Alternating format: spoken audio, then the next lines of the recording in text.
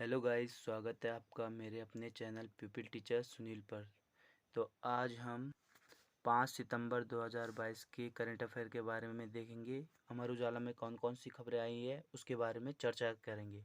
तो चलिए स्टार्ट करते हैं। पहली इम्पोर्टेंट खबर है, शेख हसीना आज 4 दिवसीय दौरे पर आएंगी। ठीक है, बांग्लादेश की प्रधानमंत्री शेख हसीना 4 दिवसीय दौरे पर सोमवार को भारत पहुंच रही है। तो चलिए इसके बारे में देखते हैं। तो ये है पहला आज का क्वेश्चन। क्या है, चर्चा में है, शेख हसीना आज 4 दिवसीय दौरे पर आएंगी। तो क्यों आएंगी ये जान लेते हैं। यात्रा में वह ऊर्जा, निवेश, कारोबार, रोहिंग्या समस्या व खाद्य सुरक्षा पर प्रधानमंत्री नरेंद्र मोदी और अन्य नेताओं से बात करेंगी। ठीक है, तो इस चर्चा के लिए आ रखी है शेख हसीना भारत में। ठीक है, इसके बाद है, शेख हसीना कौन है। ठीक है, तो ये बांग्लादेश की प्रधानमंत्री है। तो चलिए बांग्लादेश के बारे में जान लेते हैं। बांग्लादेश के राष्ट्रपति कौन है? अब्दुल हामिद। बांग्लादेश के प्रधानमंत्री कौन है? शेख हसीना। ये चौथी बार लगातार क्या बनी है? प्रधानमंत्री बनी है। भारत ने 6 दिसंबर 1971 को बांग्लादेश को एक स्वतंत्र देश के तौर पर मान्यता दी।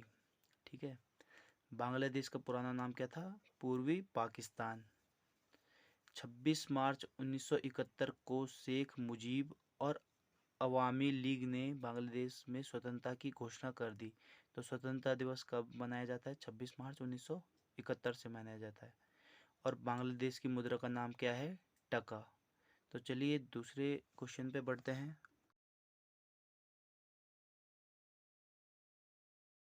एक और खबर आई है, बिना अनुमति गोविंद वन्यजीव विहार पार्क में प्रवेश करने पर 9 पर मुकदमा। तो ये मुकदमा नहीं देखना है, हमें मेन चीज़ देखनी है, गोविंद वन्यजीव विहार पार्क कहाँ है या और कौन कौन से वन्यजीव विहार हैं। तो ये कहाँ है? उत्तरकाशी में है वो गोविंद वन्यजीव विहार। तो चलिए देख लेते हैं इसके बारे में। तो ये है दूसरा आज का करंट अफेयर, बिना अनुमति गोविंद वन्यजीव विहार पार्क में प्रवेश करने पर मुकदमा। तो गोविंद वन्यजीव विहार कहाँ है? उत्तरकाशी में स्थित है। अब राष्ट्रीय उद्यान जो राष्ट्रीय पार्क होते हैं और जीव विहार या अभ्यारण्य में अंतर क्या है? तो चलिए देख लेते हैं क्या है।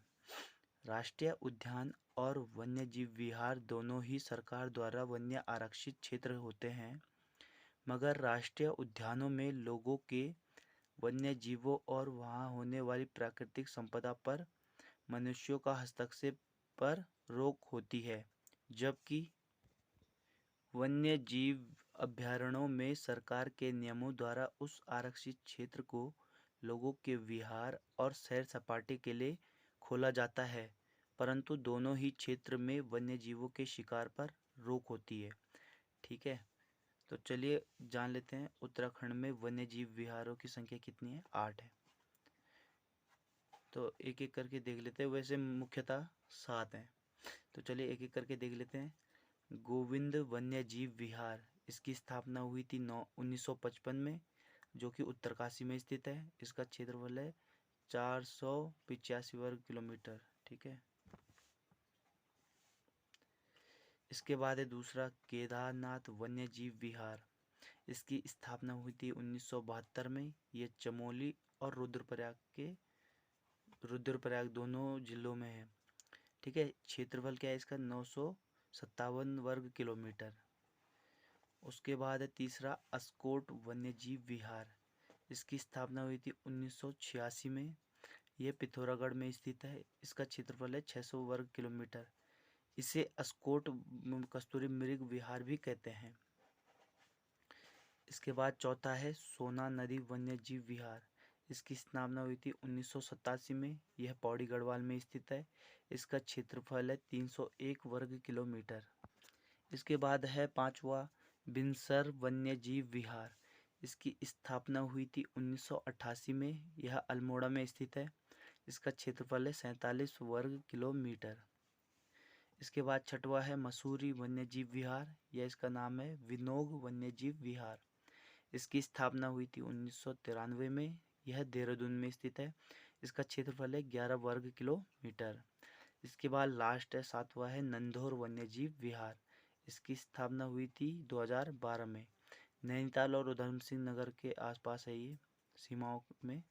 इसका क्षेत्रफल है 270 वर्ग किलोमीटर। तो आई होप आपको समझ में आया होगा। चलिए नेक्स्ट क्वेश्चन पे बढ़ते हैं। नेक्स्ट करंट अफेयर देखते हैं क्या है। तो नेक्स्ट खबर है माकपा की वरिष्ठ नेता शैलजा का रेमन मैग्सेसे पुरस्कार लेने से इनकार कर दिया। तो आप माकपा की फुल फॉर्म बताएंगे मेरे को, ठीक है? तो चलिए इस खबर पे बढ़ते हैं। ये है माकपा की वरिष्ठ नेता शैलजा का मैग्सेसे पुरस्कार लेने से इनकार। माकपा की वरिष्ठ नेता और केरल की पूर्व स्वास्थ्य मंत्री जो है के शैलजा ने रेमन मैग्सेसे पुरस्कार लेने से इनकार कर दिया। अब रेमन मैग्सेसे पुरस्कार है क्या, ठीक है? चलिए देखते हैं। तो देखिए रेमन मैग्सेसे पुरस्कार एशिया के व्यक्तियों एवं संस्थाओं को उनके अपने क्षेत्र में विशेष रूप से उल्लेखनीय कार्य करने के लिए प्रदान किया जाता है। इसे प्रायः एशिया का नोबेल पुरस्कार भी कहा जाता है। तो आपसे अगर ये कोई क्वेश्चन पूछे कि एशिया का नोबेल पुरस्कार किसे कहते हैं, तो क्या है? रेमन मैग्सेसे पुरस्कार। इस पुरस्कार की स्थापना फिलीपींस के पूर्व राष्ट्रपति रेमन मैग्सेसे की याद में की गई, ठीक है? यह पुरस्कार रॉकफेलर सोसाइटी और फिलीपींस सरकार द्वारा मिलकर देते हैं। यह हर साल रेमन मैग्सेसे के जन्मदिन 31 अगस्त को प्रदान किया जाता है। यह पुरस्कार के तौर पर $50,000 की राशि दी जाती है। तो देखिए किन किन लोगों को रेमन मैग्सेसे अवार्ड मिल चुका है भारत के। तो इसकी स्थापना हुई थी 1957 में, ठीक है? तो पहले भारतीय कौन थे? विनोबा भावे, जो 1958 में मिला था इनको। इसके बाद है मदर टेरेसा 1962 में, वर्गीस कुरियन 1963 में, MS स्वामीनाथन को 1971 में, किरण बेदी, नाम तो सुना होगा ना इनका, फेमस, 1994 ईस्वी में। इसके बाद है अरविंद केजरीवाल, जिनको 2006 में मिला था। इसके बाद है सोनम वांगचुक, 2018 में मिला था। इनकी फिल्म आई थी ना वो, 3 इडियट्स, सोनम वांगचुक। अब है लास्ट में है रवीश कुमार, जिनको कि ये पत्रकारिता के लिए 2019 में क्या मिला था? रेमन मैग्सेसे पुरस्कार।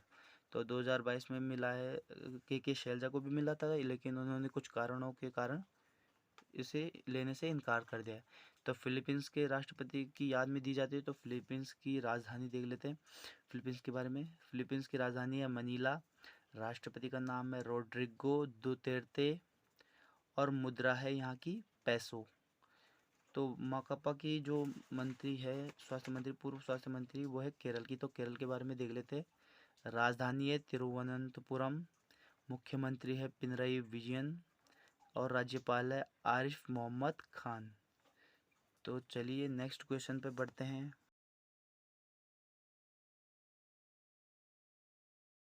नेक्स्ट खबर क्या है? गृह मंत्री शाह, कौन? अमित शाह जी है ना यहाँ पे।